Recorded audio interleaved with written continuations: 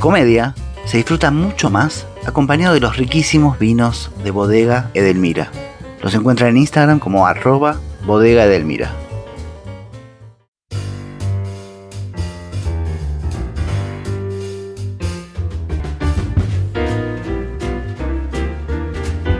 Hola, mi nombre es Adrián Lackerman y esto es Comedia, un podcast sobre humor. Ana Acosta es actriz y humorista.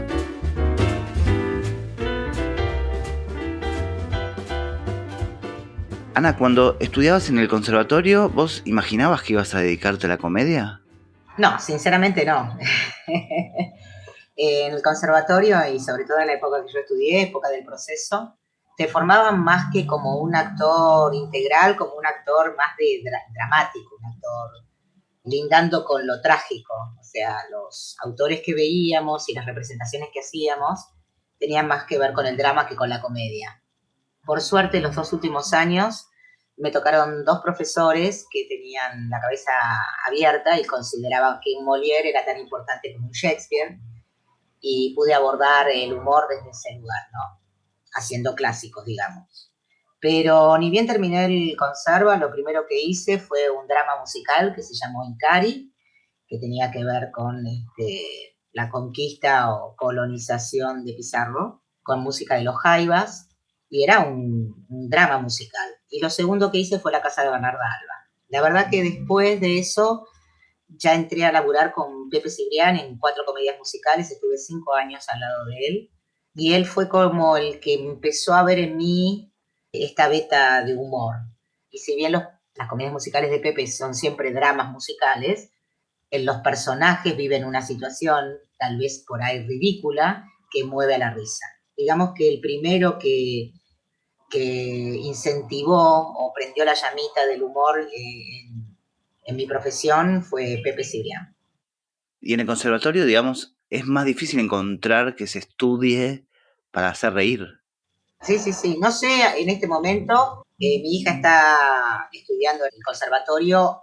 En aquel momento, cuando yo estudié, era a nivel terciario simplemente. Ahora es como, al ser una carga horaria mucho mayor, la carrera es una licenciatura, son 5 años mínimo. Por ahí abrieron un poco más, digamos, el panorama y pueden ver o mejor dicho, abordan el humor. Pero en mi época no, la verdad que no. Los actores que nos recibíamos del conserva estábamos más inclinados a hacer drama que a hacer comedia. Y hablando de esto mismo, de la gracia o la gente que es graciosa, los artistas que tienen gracia, ¿se puede laburar eso o hay algo medio innato? Yo creo que es un 50 y un 50. El humor es casi una matemática. Hay como ciertas pautas que vos siguiéndolas podés dedicarte al humor sin ser un actor. Porque el humor tiene un tiempo de remate, la pausa, el retrueque, son cosas que vas aprendiendo con el oficio y es muy matemático. Es clarísimo que en ciertos espectáculos por ahí un chiste no entra, hasta que le encontrás la vuelta y la gente se ríe y a partir de ahí repetís la misma fórmula, ¿no? Por eso digo que el humor es bastante esquemático en ese sentido. Y es fácil hacer reír si estás atento, ¿no? A que hay determinadas pautas que te las da. A mí no me enseñaron a hacer humor en el conserva. Y después con todos los profesores que estuve, tampoco me explicaba, mira, acá te conviene hacer una pausa, un silencio, no te muevas y recién ahora decía el chiste, hacer remate. Claro, claro. Que no hay como un papelito que te lo puede organizar. Lo vas aprendiendo con el transcurso del tiempo y de las experiencias que vas afrontando. Yo te diría esto, ¿no? Que le pasa a los stand-up y lo ves claramente ahí en el stand-up. Gente que por ahí no tiene formación actoral ninguna, absolutamente ninguna, y son autores de sus propios textos, ellos saben cómo rematar, cómo volver al chiste anterior, la repetición al humor es casi te diría la clave, ¿no? Cuando vos repetís una palabra la primera vez no se ríe, la segunda no, y la tercera estás seguro que sí. La tercera vez que repetís la misma palabra o la misma oración. Y por eso digo que el humor se puede aprender obviamente trabajando. Hacer drama ya pasa por otro lado, ¿no? Y ahí decías lo de la risa. Yo a veces pienso, digamos, cuando uno ensaya una comedia en el teatro, está ausente la risa del público y que después se completa la obra con la risa del público. Ahora, digo, hay como que meterlo adentro del libreto eso, ¿no? Porque tiene como, dura a veces más, a veces menos. ¿Cómo se acomoda eso en la actuación? Y eso con cancha. A mí me causa gracia por ahí compañeros que no están tan acostumbrados a las risas del público, porque no han hecho mucha comedia, me ha tocado algunos, que por ahí hablaban arriba de la risa del espectador. Y eso lo vas viendo, obviamente. Hay muchas veces que al revés, que dejas el espacio y la gente no se ríe y es cri, cri, cri, cri. Entonces, Claro. por eso el teatro es único e irrepetible, porque ninguna función es igual a la anterior, porque por ahí en una función te pegó un chiste y se mataron de la risa y fue aplauso y al día siguiente lo volvés a hacer exactamente igual y no resulta de la misma manera. Es prueba y error el humor, todo el tiempo. ¿En algún momento pensaste que la comedia, digamos, hacer humor no tiene el prestigio que tiene, por ejemplo, si te hubieras dedicado a hacer tragedias? No, mira, eso creo que está cambiando mucho, muchísimo. Sí es cierto que hay como una especie de halo de culturoso, aquel actor que se dedica más al drama, a la tragedia, pero eso creo que es un prurito más que del público, de los propios colegas, ¿no? Pero yo creo que la comedia, bueno, el caso es el mío, típico.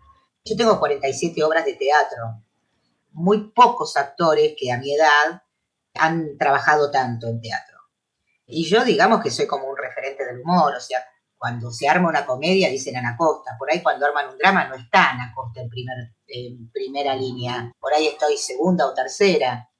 Eso habla a las claras que siendo un actor dedicado al humor, sos considerado, y mucho más por el público. Por ahí ya te digo, entre los actores estamos esta cosa de actor cool, actor más popular y toda esta huevada, pero para el público en general es tan importante un Annie Marshall como un Alfredo Alcón, eso sin lugar a duda.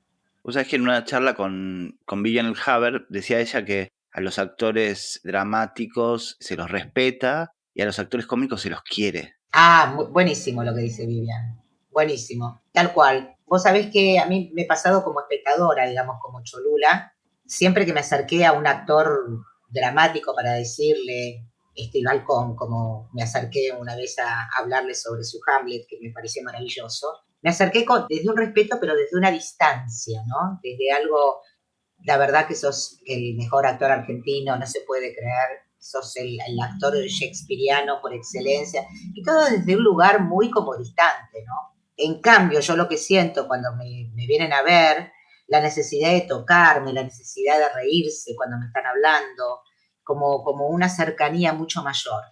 Estoy de acuerdo con lo que dice Vivian. Me parece que los actores que nos dedicamos al humor estamos mucho más cerca de la gente que por ahí el actor cool, el actor, no sé, caratulado como actor dramático y trágico y cool y toda esta cosa. Claro. Ana, cuando te lleva a Ginsburg a Peor es Nada, ahí en la tele ya, ¿vos tenías alguna experiencia previa de haber trabajado haciendo humor en la tele? No, jamás. Había hecho algo, porque a veces que, viste, digo, el archivo me condena, ¿no? Siempre dije que Peor es Nada fue mi primer programa de televisión y eso es cierto. Hice una participación de 2 capítulos en un programa que hacían acá en la Argentina con los menudos, Ricky Martin incluido. La actriz que tenía que hacer el bolo había faltado y me llamaron y tenía que ir al canal, grabarlo en ese día porque tipo, me llamaron a las 12 del mediodía para que a las 3 estuviera grabando, una cosa así fue. Eso no cuenta para mí como haber trabajado en televisión anterior a Pero es Nada. Eso para mí fue un sufrimiento, un suplicio y una cosa que hice así, que cuando la veo me arrepiento de haberlo hecho, pero impulsada un poco por esta cosa de mi familia, decirme, oh, la primera vez que te llama para tele, ¿por qué no vas a ir? Yo ya venía laburando en teatro, ya tenía como 6 obras de teatro hechas y estaba muy cómoda. y no me preocupaba la tele. Jamás dejé un currículum en ningún canal en mi vida. Entonces cuando me convocan así, tuve como una especie de presión de parte de mi familia, tipo, bueno, te están llamando, lo tenés que hacer ya, aprovechar la ocasión. Por eso digo que no cuenta para mí como primer laburo. Mi primer laburo real fue en Peor es Nada, y fui muy clara con Jorge el día de la entrevista. Él me habló del programa, que bueno, que el programa se dividía en sketch y que entre sketch y sketch había copetes donde se hablaba a cámara y se presentaba el sketch que iba a continuar. Y yo le dije claramente, busca otra para eso. Yo, si querés todo lo que sea sketch, me pedís que te haga de anciana de 99 años, te la hago, y si querés te hago una nena de 7. Pero no me hagas hablar frente a cámara porque no lo sé hacer. Y tanto fue así que se la convocó a Sandra Villarruel, una chica muy mona y que había salido de las huestes de los programas de humor o Porcel o Almedo, no me acuerdo cuál. Y la convocaron. Y el día de grabación, la chica falló. No vino. No sé por qué razón, obviamente debe haber tenido su motivo. Y ahí me vi yo haciendo los copetes, que lo hice exactamente, creo que por dos o tres programas de Peor es Nada, y después le dije a Jorge, basta, sufro con esto, sacame, no lo hago, yo no sirvo para esto. Y fui muy clara en ese aspecto. Y cuando sí me pudo él, fue cuando me dijo, tenés que imitar, la primera imitación que hice, que fue a Ilona Staller, la chicholina, que había llegado al país y iba a ir al programa de Mirta. Y Jorge se había encaprichado y decía, Ilona Staller, antes de estar con Mirta, tiene que estar en Peor es Nada. Entonces salí yo a hacer la imitación. Y la verdad que en el momento en que me lo propuso, le dije, yo no soy imitadora. Y fue él el que me estimuló y me dijo, pero yo sé que vos tenés humor y vas a poder hacerla, míratela. Bueno, tuve que alquilarme películas porno porque no había otro material. Ahora, hoy en día sí hay material de todo el mundo en las redes, pero en ese momento Claro. no existía todo esto. Te estoy hablando año 1990, siglo pasado. Así que yo, la verdad, que tuve que mirar películas porno, que la segunda que vi dije, ni en pedo, ya basta, no quiero saber nada más. Porque la verdad que no eran buenas, pues si hubieran sido buenas todavía, pero no eran buenas. Y Claro, bueno, pero aparte deben hablar poco como para poder imitarla, ¿no? sí, más que nada yo lo que miraba era sus caras y sus expresiones como para sacarle algún rasgo, que es lo que hice con todos los personajes que me tocó hacer en Peor es Nada, desde, no Claro, sé, como la de Yuya. como el de Yuya, las inflexiones de cómo hablaba, ¿no? Porque yo nada más lejos que yo de 1,50 m con, no sé, con 60 kilos, a Yuya, imagínate. Sí. Pero bueno, El personaje era Cayuya. Cayuya, sí. O como cuando tuve que hacer a Mirta Liftingran, o a Carolina Papanatas, o Nacha Huevada, Andrea del River, qué sé yo, todas las que hice fue con estudio. El canal, por suerte, me mandaba material en VHS, me daba material en VHS, yo me lo ponía en mi VHS de mi casa y estudiaba a Andrea del Boca o a Carolina o a cualquiera de las que me tocaba hacer, ¿no? Las estudiaba. Y siempre dije que yo no era una imitadora y de hecho lo sé que no, nunca fui una imitadora, más bien sí una satirizadora. Y yo a veces decía, ni siquiera satirizadora, una especie de, ¿viste lo que hacen los dibujantes que hacen caricatura de las caras? Bueno, yo creo que hacía eso en Peor es Nada, yo caricaturizaba a los personajes, ¿no? Como el rasgo más sobresaliente de una persona, qué sé yo, para mí, la voz de Andrea del Boca que respiraba en las novelas a propósito, Catulo, yo muy fuerte, digo, ¿no? Yo eso me tomaba de eso y le metía y le metía y le metía. Bueno, nada, cuestión de estudio más que de imitadora, fue una especie de aprendizaje a observar y a poder rescatar el rasgo más interesante de una persona para poder hacer humor con eso. Y ahí, Peor es Nada fue como un programa muy fuerte, humorístico, digo, esto que nombras de las parodias, mucho, las entrevistas muy recordadas, y también tenía mucha mirada política ese programa. ¿Cómo lo llevabas vos en ese momento? Absolutamente. Yo incluso siempre cuento que muchas veces me enteraba de lo que estaba pasando en política así internacional gracias a Peor es Nada. Nosotros tuvimos sketch como Kuwait, primer pelotón, hicimos Sarajevo, hicimos muchas cosas de las que estaban pasando, tanto en lo político como en lo social. Jorge lo tomaba y hacía un sketch, obviamente con toda la capacidad que tiene y con todo el humor que le metía, ¿no? Pero sí, sí, es más, yo creo que a partir de ahí surge, y sin dejar de tener en cuenta a Tato Bores, el sketch político de humor.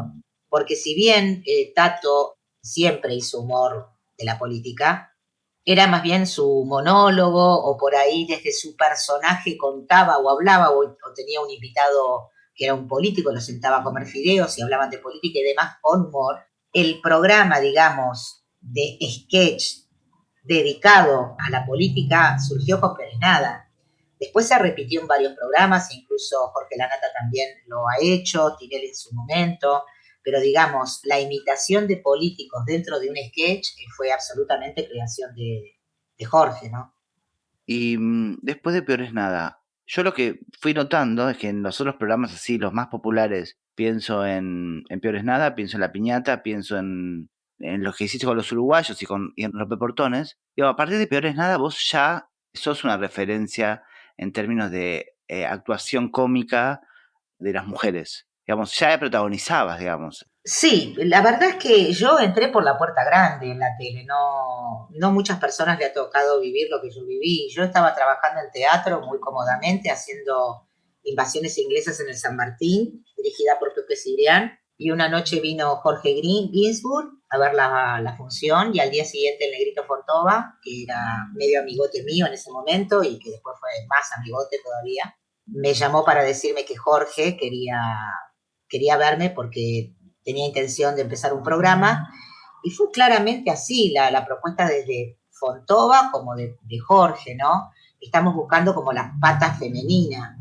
Y eso la verdad es que no se da comúnmente, que alguien te vea en teatro y te lleve a la tele para protagonizar junto con los dos capocómicos, no me la podía creer, la verdad que no, quiero decir que el primer tiempo ni siquiera me di cuenta de eso. Después me fui dando cuenta a partir de los siguientes ofrecimientos, donde las siguientes propuestas siempre tenían que ver con dos hombres, Jorge Porcel, Jorge Luz y Ana Costa. Después, bueno, sí, en Rompenueces era maravilloso porque era un elencazo de todos los uruguayos, pero bueno, estaba Ana Costa, estaba Divina Gloria, Cristina Alberó, Yanni Lunadei y los uruguayos, ¿no? Pero siempre como dándome un lugar, y obviamente en Rompeportones también, Miguel del Cel, Dizzy y yo.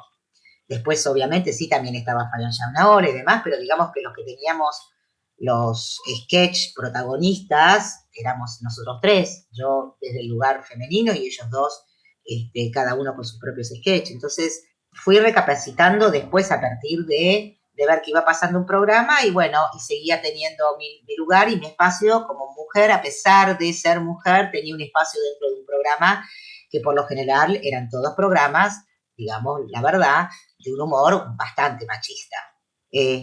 Así que sí, yo lo fui pasando, no me daba mucha cuenta de que estaba logrando algo dentro de la televisión que no se estaba dando. Igual el año que yo entré en la tele había como una apertura más a la mina dentro del humor, porque estaba Juana Molina con su programa, y el año anterior había estado Gabriela H. Pero digamos que el transcurso de todos estos años, estoy hablando 4 años de Pérez Nada, un año de La Piñata, un año de Rompenueces, un año de Rompeportones, no volvió a aparecer otra mina dentro de los programas de humor. Y la verdad que cuando me encuentro con compañeras y amigas como Fernanda Metilli, cuando tuvimos la suerte de laburar juntas, fue una de las primeras cosas que me dijo. Está mal que lo diga yo, pero bueno, esto fue real. Me dijo, gracias porque fuiste la que nos fuiste abriendo las puertas, ¿no? Y sí, un poco fue así. No es que me lo haya propuesto, pero sí lo que yo tenía como objetivo y seguro es que la mujer podía hacer reír. Entonces, cada propuesta que me llegaba era tipo, bueno, voy a tener participación. Si voy a estar dándole el pie a un capo cómico, prefiero no estar. Claro. Y eso sucedía en el sentido de que, imagino, bueno, ya dijiste, tenés 47 obras hechas en teatro. Pero digo, ya tenés muchísima experiencia, carrera, etcétera. ¿Se escuchaba tu voz? ¿Te dejaban proponer? ¿Podías tener una voz fuerte dentro de elencos de mayoría de varones? Sí, no te digo que me llamaban para preguntarme, pero bueno, digamos que No, me imagino, me imagino. cuando se abría el debate por ahí sí podía meter algún que otro bocadillo. Me acuerdo que en una oportunidad Rompeportones nos habían escrito un sketch solo de minas, no había un solo hombre en el sketch. Y Hugo subió al control y por Tollback, el Tollback es el micrófono ese que sale al aire en el piso, dijo, bueno, es la primera vez que escribo un sketch para mujeres solas. Espero no arrepentirme, una cosa así. Cuando dijo eso, imagínate, inmediatamente miré a mis compañeras y les dije, chicas, de una hay que hacerlo, de una, no hay que equivocarse, de una, por favor pongan todas las luces, hagamos todo lo posible, pero si alguien se raspa o se equivoca, la otra la cubre, todo esto hablándolo sin que escuchara, obviamente, Hugo. Y bueno, se grabó de una. Y cuando se terminó de grabar, ahí le pegué el grito, porque yo sabía que él estaba todavía en el control, y digo, ¿y Hugo qué tal? Me dice, bien, bien, se grabó. Digo, bueno, pero ¿no vas a decir nada? Espero que a partir de ahora empieces a escribir más sketch para mujeres solas. Nada, esas cosas que había que estar todo el tiempo como atento, ¿no? No saltar por saltar, pero sí, por ejemplo, frente a una situación como esa, donde nos estaba poco menos que tirando en cara, a ver, háganla bien, porque si no, no vuelven a tener un sketch, poder uno revelarse y decir, bueno, loco, está bien, ok, fíjate, ¿la podemos hacer? Bueno, entonces ahora quiero que me digas que sí, que la podemos hacer. Claro. O sea, es que hay un sketch en Rompeportones que yo no recordaba, que volví a ver ahora, que es en el que vos sos una actriz. Ese me lo escribió para mí. Pero ese es muy llamativo porque es como medio como autoconsciente del machismo que se vivía. Sí, absolutamente. Absolutamente. Y él el primero. Contemos de qué se trataba. Era Rubén Estela haciendo de un productor, llegaba una actriz con un currículum tremendo que podía bailar, zapatear, lo que quiera, y llegaban las chicas como las más voluptuosas Sí, y siempre se quedaban con los papeles, sería. sí, tal cual. Era así. A mí me llamó la atención porque es muy autoconsciente de lo que uno No, y imagina. me lo escribió para mí, cuando me lo dio por primera vez, que después, gracias a Dios, se siguió repitiendo, y fue uno de los sketches que tuvo más repetición, quiero decir. Había algunos sketches que arrancaban y como no gustaban mucho, se sacaban, pero Margarita de los Ríos, ni bien empezó, todas las semanas tenía una participación con Margarita de los Ríos.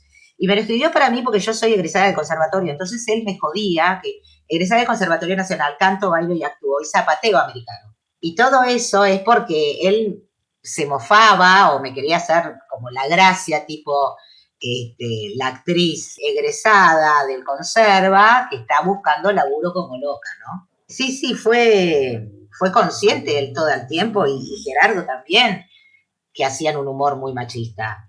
Lo bueno estaba es que por lo menos en ese sketch demostraba que, si bien perdía, Margarita de los Ríos siempre perdía, demostraba una realidad que era así, que pasaba, ¿no? Que por ahí determinados productores, y no todos, se quedaban más con la chica de buen físico que con la talentosa, ¿no? Pero y aparte, igual también vale decir que en ese sketch vos te lucías muchísimo porque verdaderamente hacías todo eso. ¿O no? Y si no me mandaba, qué sé yo. Porque había veces que me decía, cantás como Valeria Lynch. Y yo le decía, no lo podemos cambiar como Mercedes Sosa, porque yo Valeria Lynch no llego a ese agudo. Entonces, claro, lo acomodábamos, y como yo a Mercedes Sosa sí la puedo imitar, entre comillas, porque tengo voz grave, entonces por ahí lo modificaba de manera tal que pudiera hacer todo lo que a él se le ocurría escribirme, porque escribía, qué sé yo, ahora saltás y después, no sé, te tirás y yo tenía que hacer eso, porque se suponía que esa actriz era todo terreno.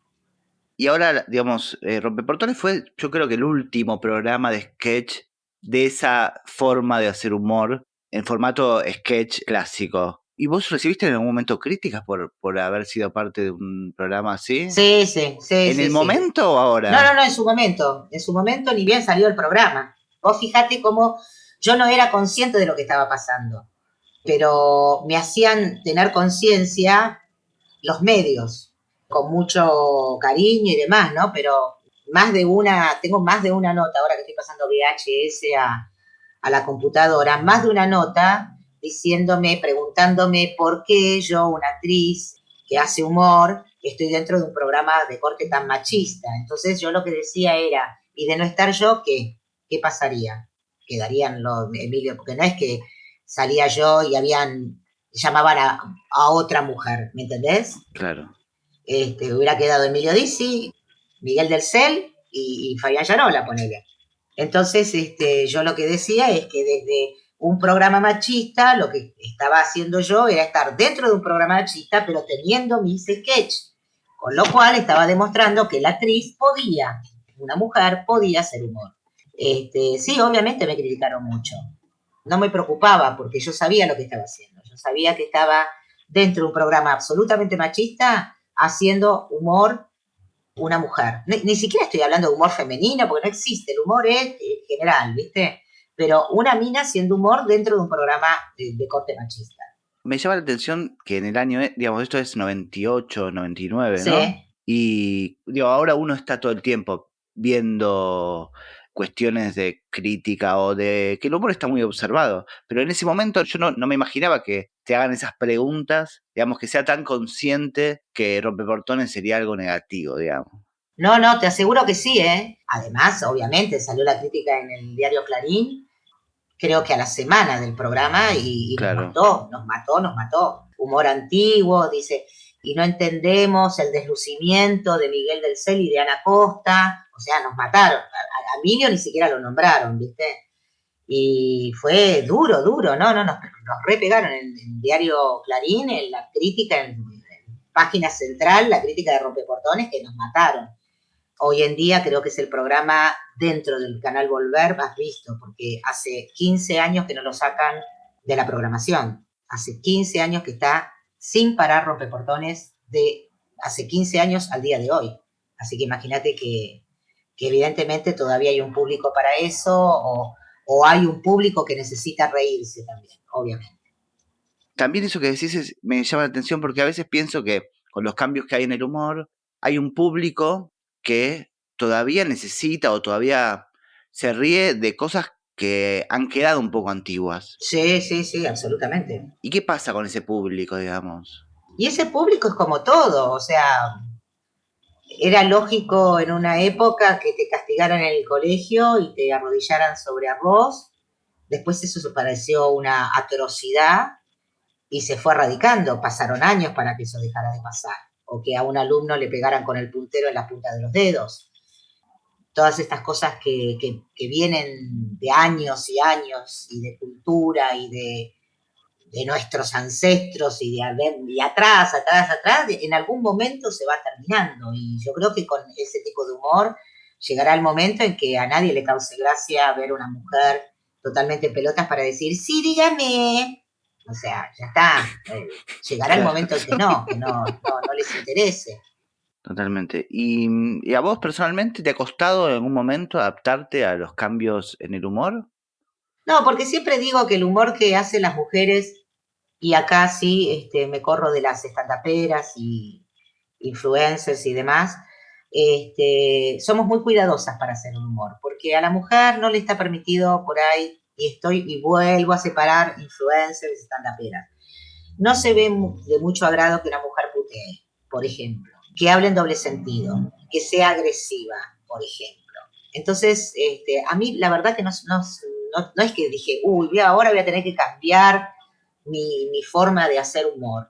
La verdad que no, porque todo lo que he hecho en teatro, mis personajes, tenían que ver con una carnatura de un personaje, pero nunca me apoyé en una puteada para levantar una risa, ¿me entendés?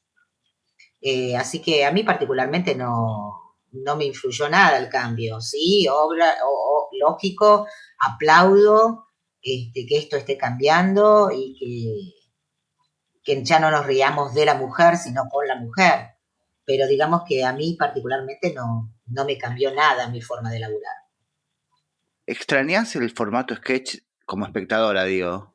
Sí, totalmente, totalmente, porque yo me crié viendo eso. Yo me crié y era muy adicta a la tele.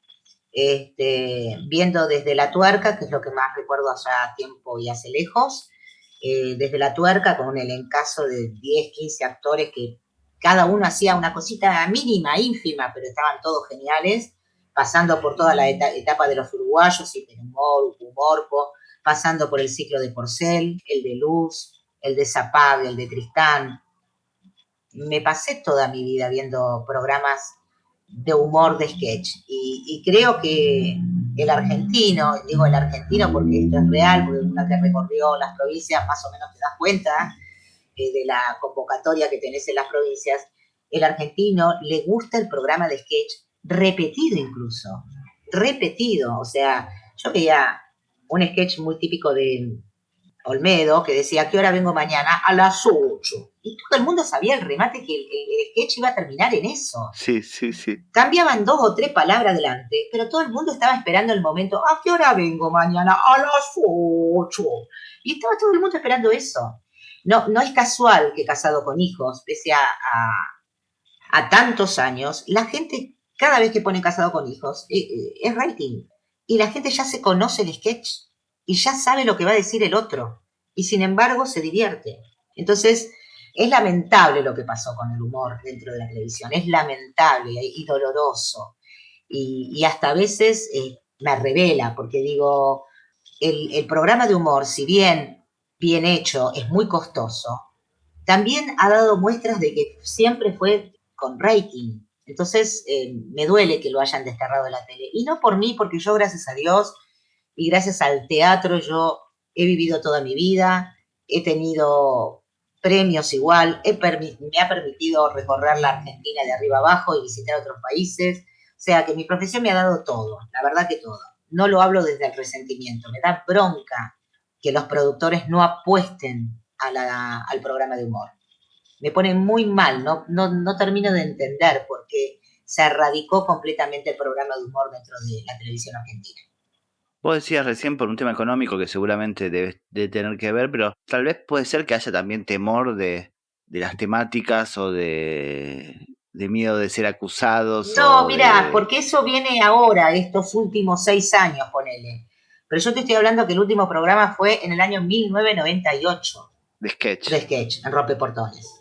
Y esto que se ha modificado del humor y qué sé yo, no hace más de 5 o 6 años. Así que tuvimos un largo tiempo donde el humor hubiera sido el mismo y no se apostó al humor. Está bien que había poca gente tan capaz y tan inteligente como un Jorge Ginsburg, que apostaba para hacer la que te Heidi, una parodia de Heidi, a 7 días en Bariloche, para hacerlo en escenarios naturales. Yo estaba con la silla de ruedas, porque yo hacía el personaje de Clarita, con la silla de ruedas hundida dentro de la nieve, que la nieve me llegaba hasta la mitad de la rueda, súper abrigada, haciendo en el Cerro Catedral la que Tejede con Jorge.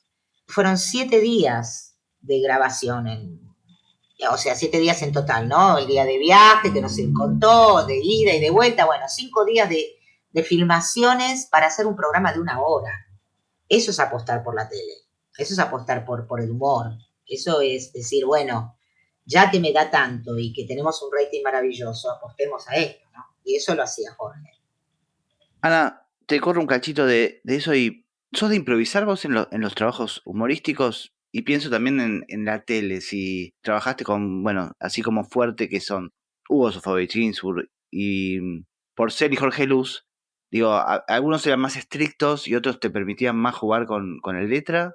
Yo siempre fui muy de estudiarme la letra y de permitirme todos los cambios y todo en el ensayo anterior en mi casa.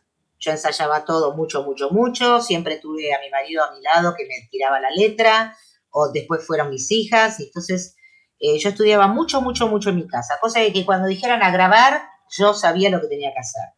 Con Jorge, la verdad que sí, ellos improvisaban y demás, pero yo volvía siempre digamos, si ellos querían irse para algún lado, yo volvía a la letra y volvía a la letra, ¿no?